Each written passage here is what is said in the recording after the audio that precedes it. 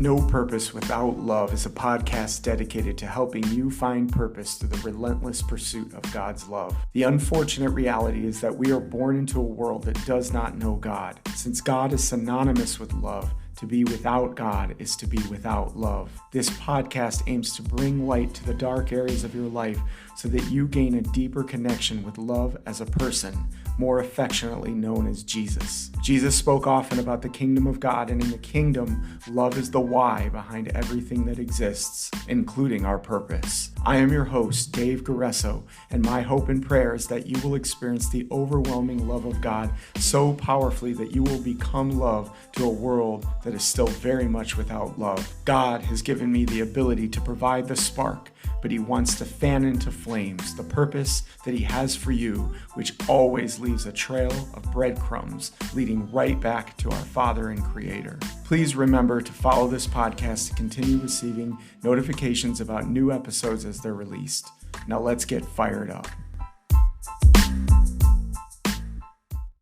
Well, hello and good afternoon, good morning, good evening, depending on where you are in the world. Today I have with me Miss Donna Edman. I'm David Guerreso, your host of the No Purpose Without Love podcast, where we learn to lead well, live on purpose, and honor God with your life. Welcome to the show, Donna. It's good to have you.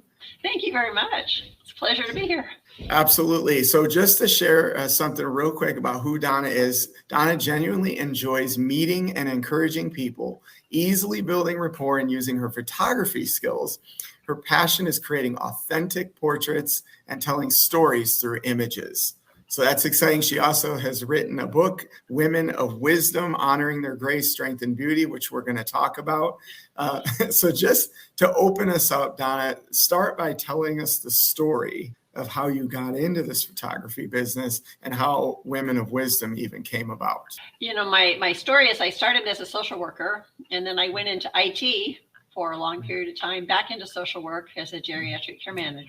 And then when I retired the second time, I picked up a camera. So I've always enjoyed some type of creative art process, but I never valued that except for as a hobby. And so when I picked up a camera this time, I thought, maybe I can do a little business with the photography. And that just fell in my lap.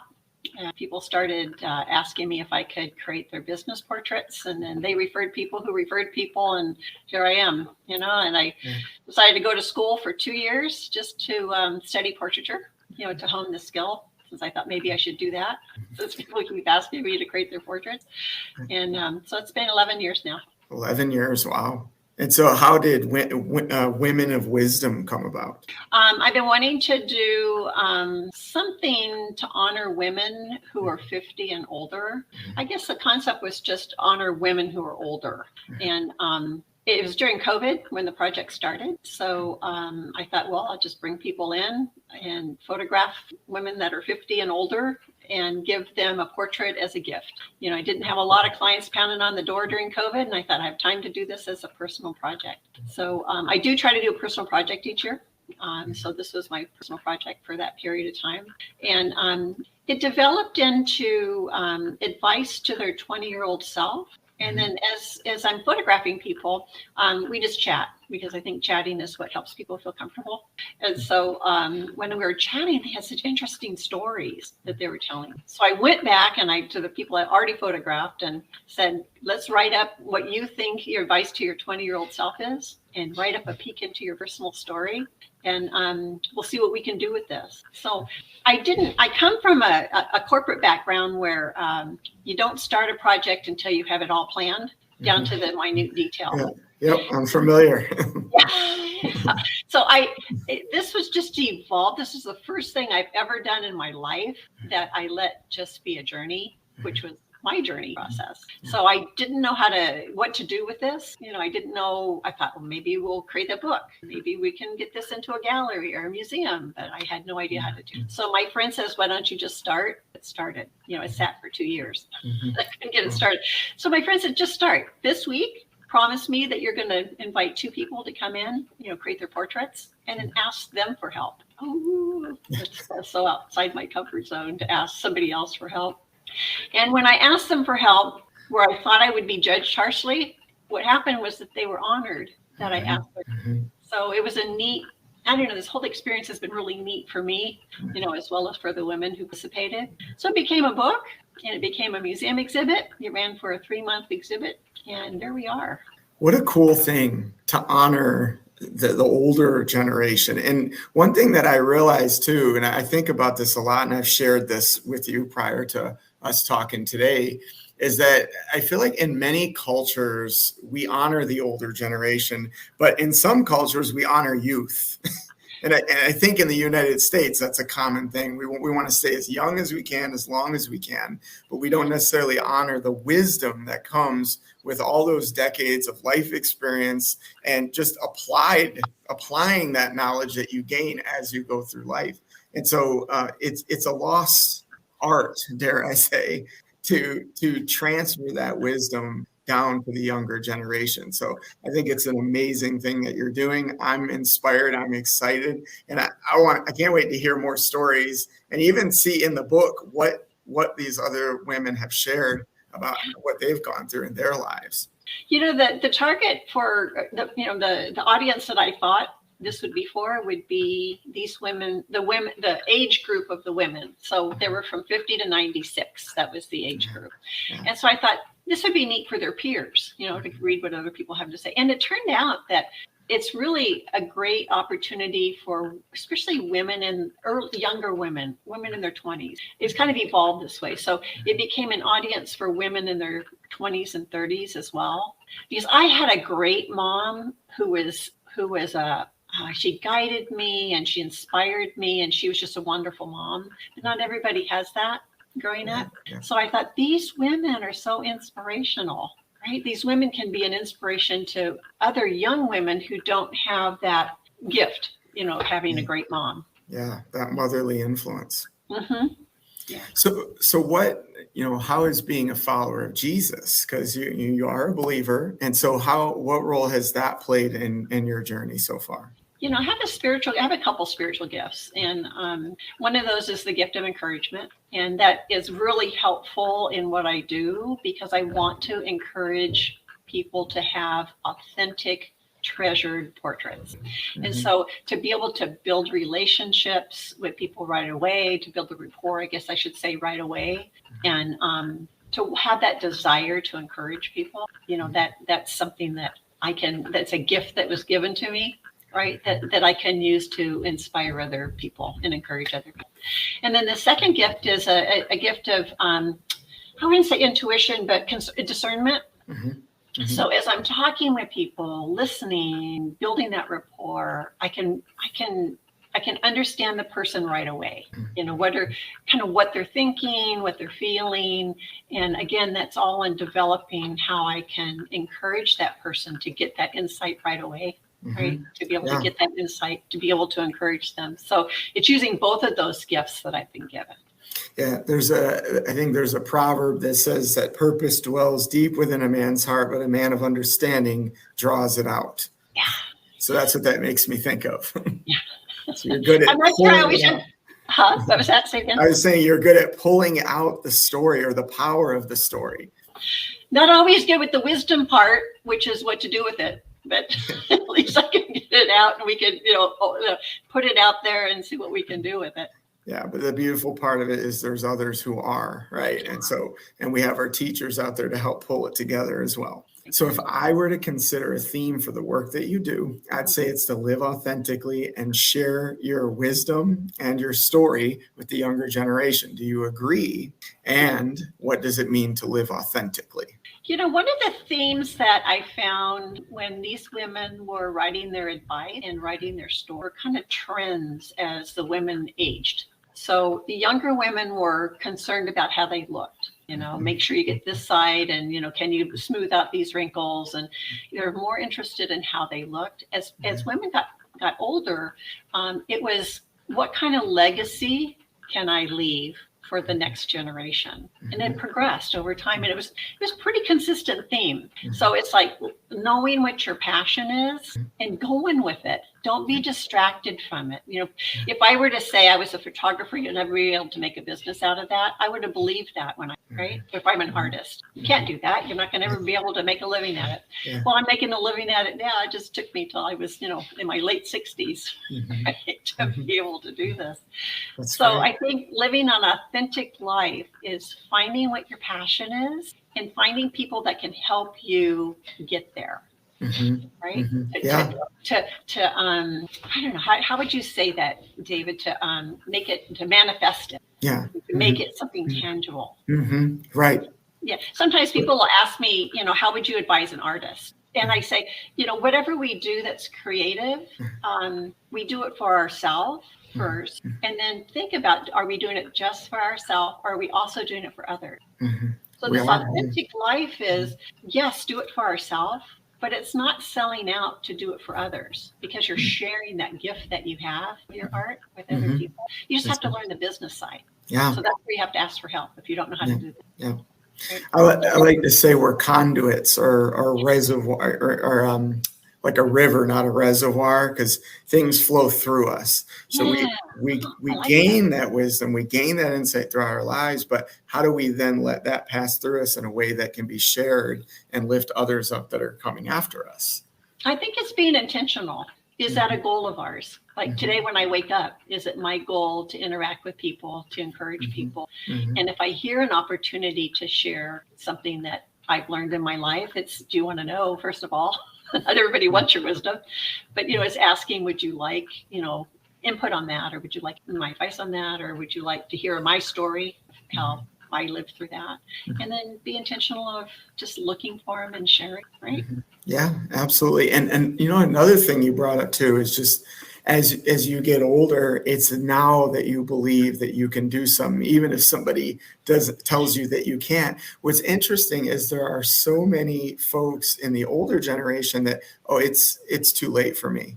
I can't. I hear that a lot. Yeah. And so how did you overcome that? Or maybe you never had to overcome it. It just naturally came to you. What advice would you offer to the older generation that struggles with that today? Yeah, I'm 68, so I guess I'm older, but I don't think about it yet.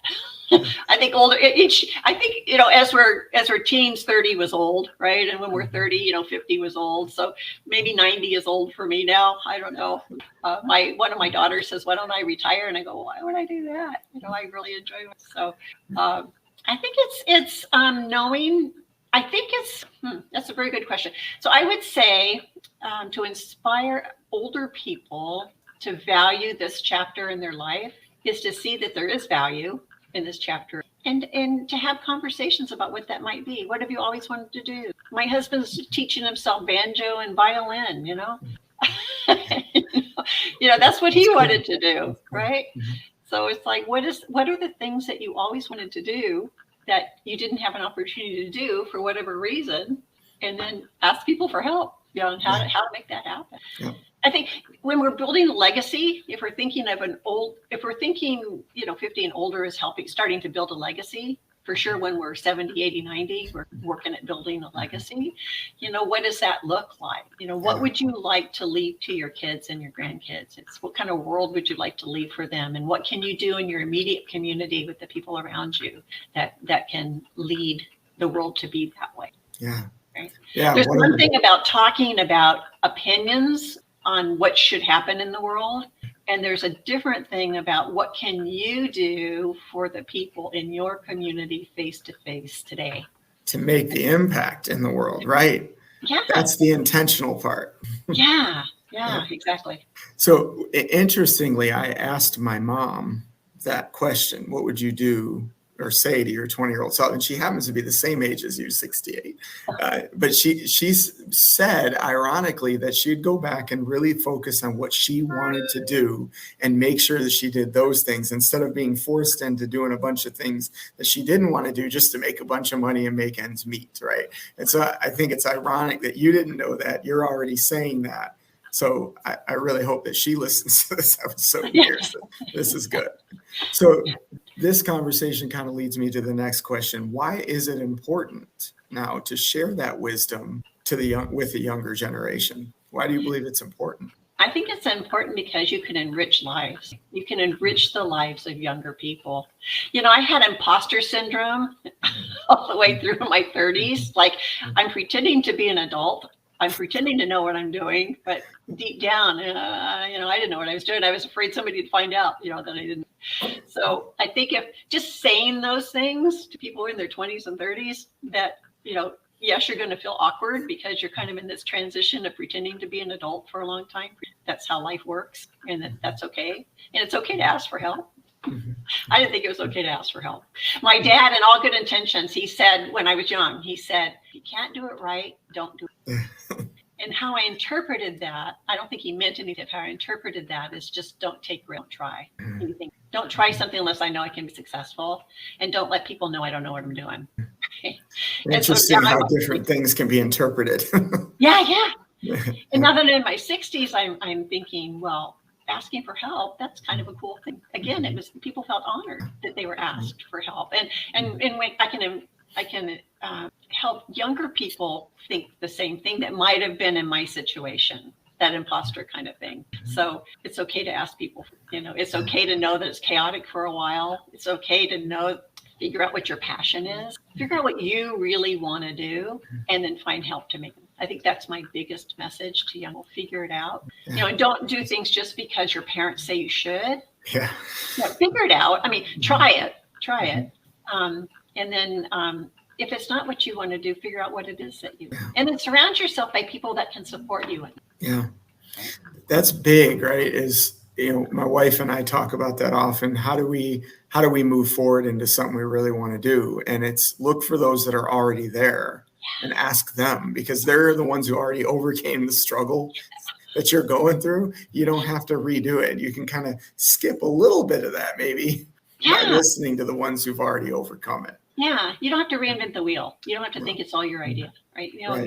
There's a lot of wisdom out there in the world. It's just finding, first of all, it's being willing to ask, for advice. And then just surrounding yourself with people who can help you find people who can help you find people, that'll, shepherd you along the way. Yeah. Well, so here's another thing too, though. It's a different side of the same coin. Is that when you're younger, it's almost like you look to the older generation, and I think you had already said it, like you feel like I'm 43 now. I used to think 43 was pretty old. Now I'm 43 and I still feel like I'm a kid. Now 68's old, right? But no, I mean, I spoke with my mom about this too, right? She said, no, 68 in my head, I still feel like I'm young. And so mentally, what I'm realizing is no matter how much we age, mentally, we still feel the youth inside, but the body lets you know that you're not.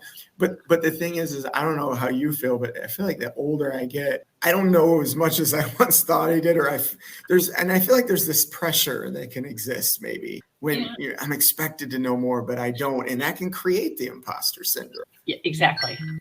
I was always the best parent before I had kids, right? Right. Me too. I'm learning that the hard way. Yeah. So and I was always I feel much more settled skin now. That was another trend, for the women who participated in this project as the women were older. The women who are older in the project were just more comfortable in who they are, and even if they look back at things that when they're advising their 20-year-old self, some people said I wouldn't change anything. I am who I am because this is what I had gone through. That's one of the themes. But the other theme is, I had people would say I had a really difficult childhood, and they would give me these details. I would never have known that. Sometimes I've known some of these women for a long time, but never knew the trauma that they had as a child. And they this is a time that they were sharing that, which was good for them. To be able to have someone to share that with, but also they all came to the realization that I am who I am today for the experiences I've had. So not that I want to change anything, or maybe I would want to change something, but if I would have changed something, I wouldn't be the person I am today. So it's embracing no matter what your age is, right? It's embracing who you are today and feeling confident that you're who you're supposed to be right now. Yeah. Right? Yes, you will learn more, but being confident in who you are right now with what you know now. You're making decisions based on what you know. Yeah. Right. What a beautiful piece of encouragement and wisdom, right? That we are who we are because of what we went through, even the ugly stuff. Yeah. And if you were to even change one of those things, it would make you different. Right. Right. Yeah. Wow. Some of the women were in the project. They were big. They were all everyday women. I should start with saying these are all everyday women. They're not famous women. I wanted to honor everyday women and give them, because everyday women, older everyday women, don't usually have a platform, for sharing their voice. Right. So that was the goal. It's what the project turned out to be. But some of the women never moved on their block. They grew up on a block, they got married, they went back and bought a house on the block, never moved from the block, but they were great moms, great PTA moms. They contributed to their families. And then there were other women who started major organizations here where we live, right? So there's a huge spectrum of how the lives progressed, and one is not better than the other. Right. So no matter who we are and what we do with our life, we have impact on the people around us. That's right. Whether it's our own kids, our family, our parents, right? Or starting a major organization that impacts many lives. Yeah. So I want to share this, and I'm not 100% certain that we're doing a great job transferring that wisdom to the next generation. And I'll share this story. I shared this with you offline, and now I want to share it in the episode for others to hear. Is when my wife was, as we've been raising our kids, when our kids were even younger, and she had that scenario and this happened often in a grocery store or wherever she happened to be out shopping, and the kids were kind of running amok and doing what kids do, pulling things off shelf, crying, whining, and she's getting frustrated trying to keep order. And there's these older women walking around the corner just giving her dirty looks like, can't you get it together? Not saying that, but kind of you can read the body language in the eyes. And one of my things has always been like, why can't they just offer support and encouragement? Because they have to remember what that was like, right? Because every mother I know in our generation has dealt with that at some point, and usually far more than once. And so how do we get better at this in that because you're talking about how everyday women have that opportunity to make an impact in their sphere of influence. So how can, those quote unquote everyday women make an impact, especially when I'm bringing up stories like this? Like, how can they make it count in the everyday life? I think just doing what you said, because I was that person before I had kids, the screaming kid in the cart. Well, you should take care of your kids better. You should teach them better. And, once you have it, that child's just really tired and we just need to leave the cart and go home and come back and finish later. Right. But it would be nice. It would be nice to have others be willing to reach out without the judgment. Right. So it's gosh, how do we do that? I don't know. Do you have a thought on that? To me, it would have been simple as walking up and just saying, hey, you're doing a great job, Mom. Oh, and let me share a story about what I went through when I was younger, when my kid, right? And just hearing the story, hearing the struggle, and then hearing the outcome of, now my kids are doing this, now my kids are doing this, and they're all grown and things are going well. And just seeing the whole story go from chaos in the grocery store to my kids are doing great now. And I just want to let you know that it's okay, right? It gets better. Yeah, it gets better. It gets better, right? That was my thought. Yeah. Oh, and stand at the cart while she's looking at, getting the things off the shelf, right? Maybe just stand and entertain the person, the little one in the cart. Absolutely. Right? That's You're not pushing the idea. cart somewhere. You're just there, right? Yeah. Let me just entertain your child for a moment and you go up and down this aisle. That might be an opportunity as well. I seem to remember times where something like that would happen, and it would just bring my wife to tears, right? To have someone be empathetic enough, right, in a moment to just offer that little bit can go such a long way. And it's not forgotten, right? There's a old quote, how, folks won't remember what you did or what you said, but they'll always remember how they made you feel, right? And so I think a little bit goes a long way when it comes to this stuff. And to turn that around, David, there was a story. It was on the internet. I've been around for a while, but there's a story about a little girl, I think it was, in the cart that saw an older man by himself that looked sad, right? And it's my clock again. And she reached out to him, and then they ended up having this long-term relationship. The mom would bring the little girl to the house, and he was a widow, and how she impacted his life. So it's this, I think it's that give and take both ways. Yeah, that's awesome. What a cool story. Yeah, isn't that cool? All right. So what, when it comes to asking the question, right? The question being, what would you say to your 20-year-old self? What's one of the most powerful answers you've heard so far? I think it's, the thing that I think it's know your passion and ask for help and get there. Right. So it was kind of what I've been saying all along. I think that was the trend that specifically spoke to me. I mean, there was other things that people said, but, I think that was the trend that was the most important one to me personally. Because, I thought when I grew up, I was supposed to do business. So I grew up and I did business, right? I've been an artist at heart all along, but, I was a social worker because I care about people. So that was something I could do. And then in the IT, it was helping users, the people who use computers, to be able to be more effective, right? Be able to increase their career, and then on the bottom line of the company, you're just making the company. Yeah. So but it was I always tried to do something creative in what I do, but I never considered myself as an artist as a profession until I retired. And so, and again, I wouldn't change anything because I wouldn't be able to have a profitable business, if I hadn't done the business stuff. Right. So to do both, but I think it's knowing your passion, helping people, and asking for help for people who can help you get there. Yeah. The common theme here is don't stop talking to others.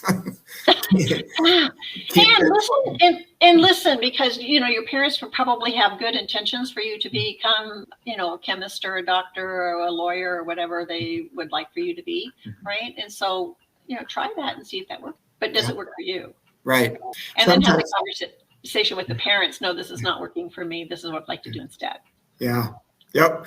I think that's the thing. Sometimes it's hard is I don't want to try something because what if I waste time? But we learn what we like and don't like by trying those things, right? And so it's not really a waste of time to learn what you actually are passionate about. Yes.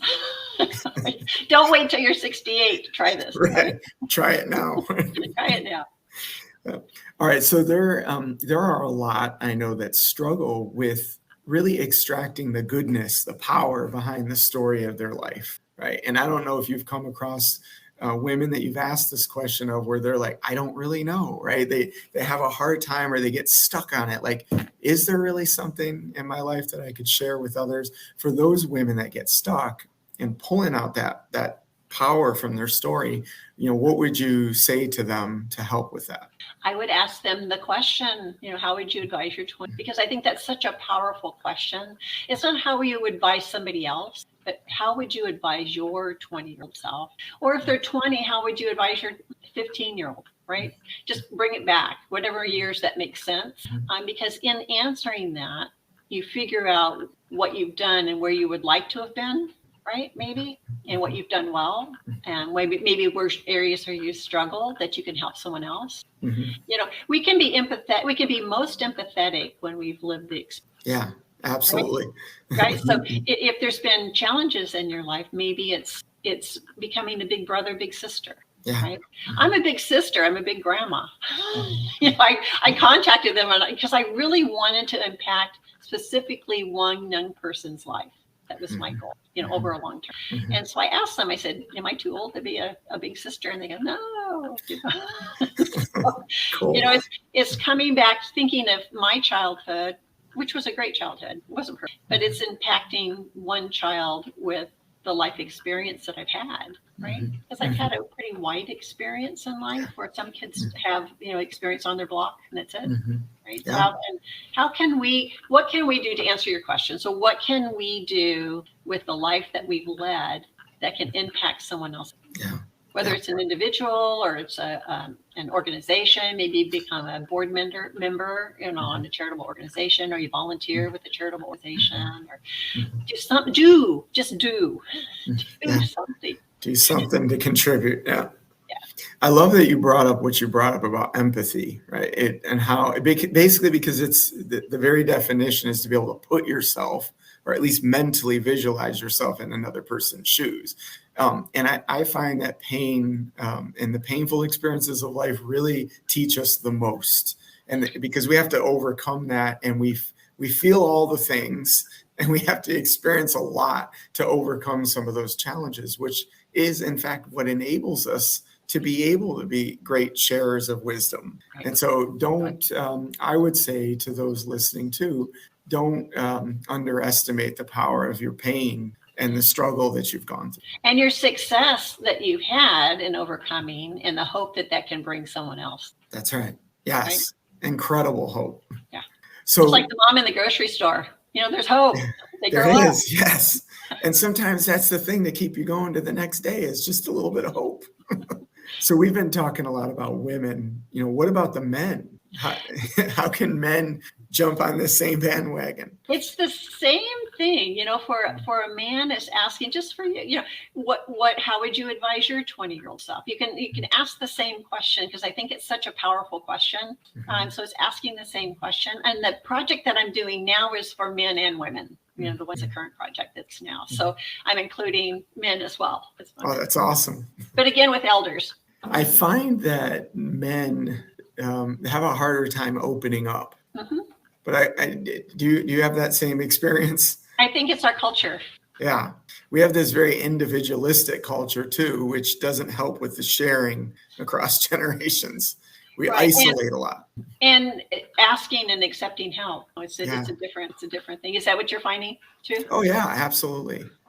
It's almost seen as weakness. I've heard in some subcultures that even seeking therapy, counseling, and help in those ways is considered weak, especially among men. And so it's how do you create a normalization of sharing across generational lines, or even going and asking for help when you're down? How do we normalize that and make it comfortable when the culture is fighting back by just saying, hey, you're weak if you even try?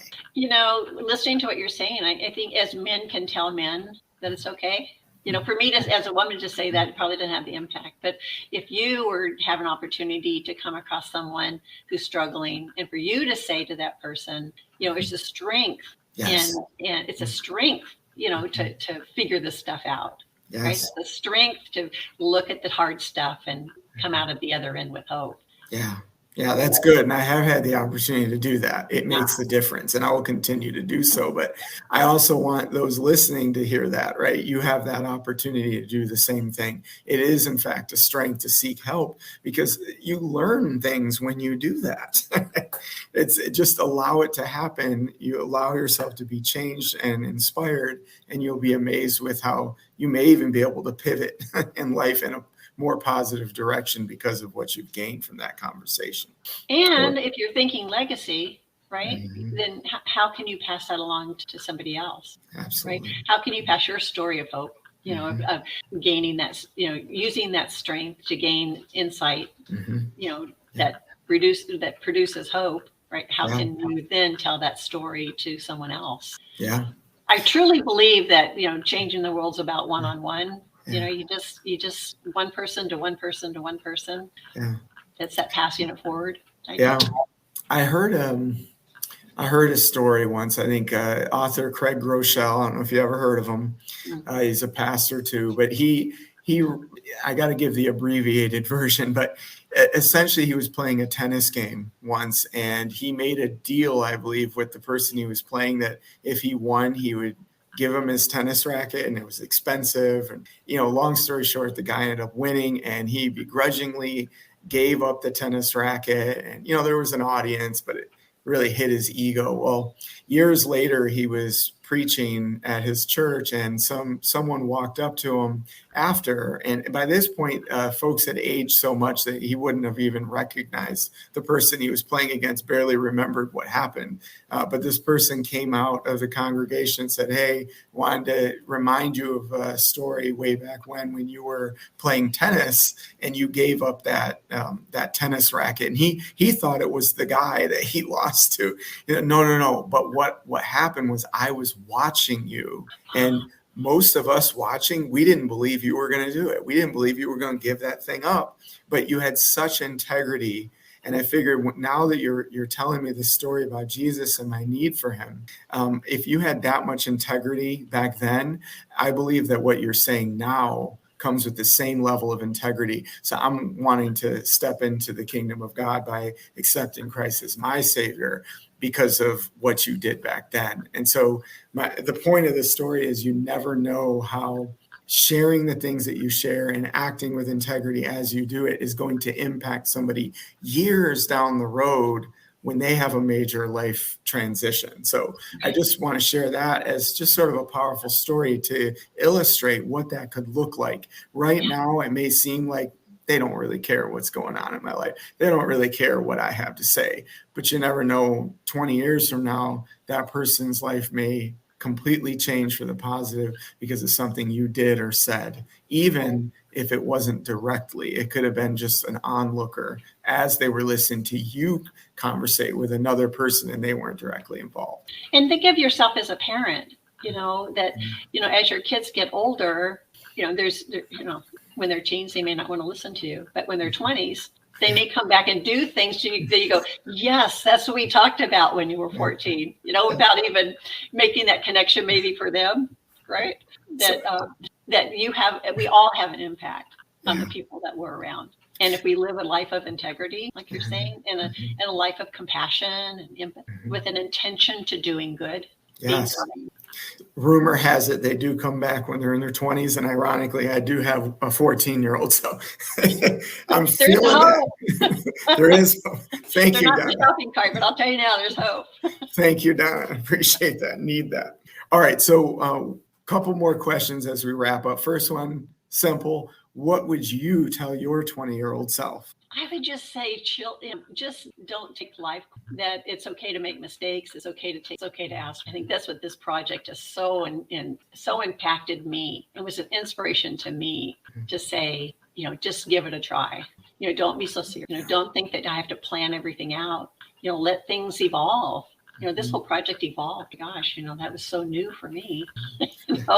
That, God takes hold of things that are good in your life and makes them happen. Yeah, right? Absolutely. Yeah. So you don't have to be I don't have to be in control all the time. I can take some risks. I can let people help me and just let God be the passenger in the car, let God be the driver.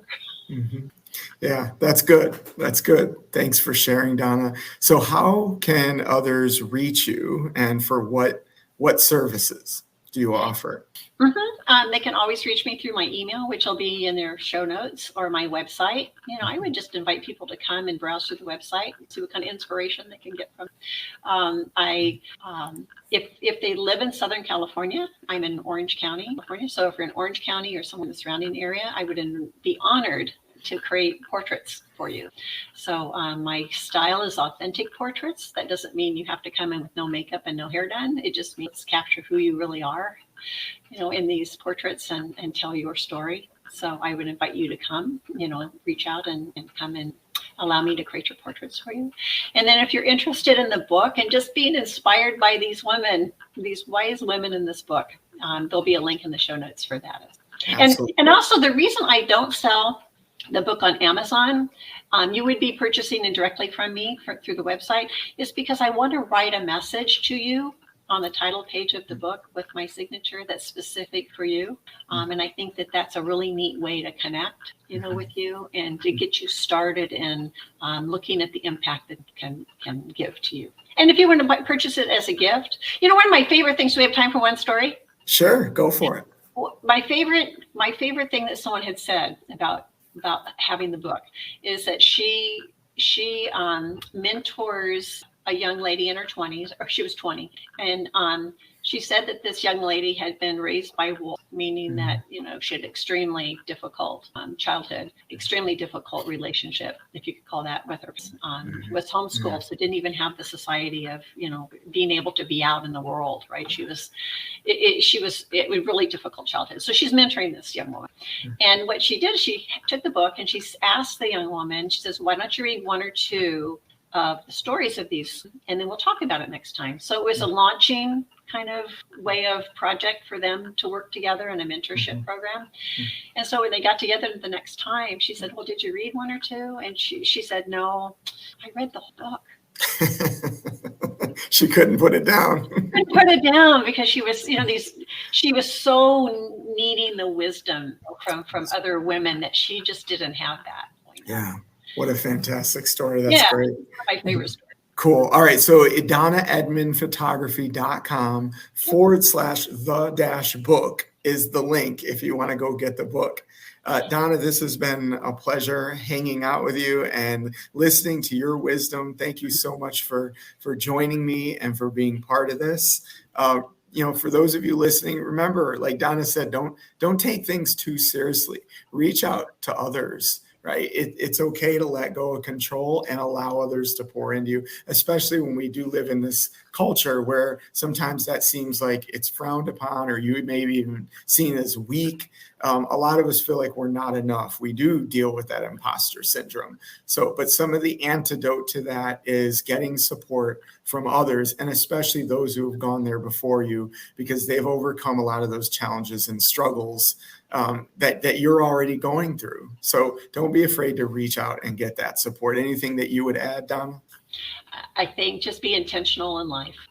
And when we're struggling, we're self-focused. So as we're struggling, to be intentional to do something for someone else, and just to do and not talk about stuff. Just actually do something. Yeah. Be that woman in the grocery store that goes over to the cart and tells the mom, hey, you're doing a great job. This gets better. Right. Yep.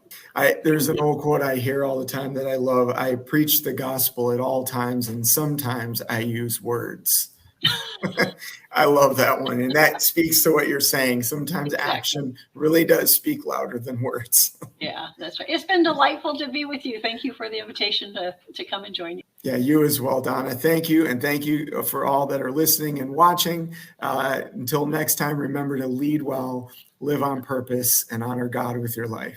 Thank you, Donna.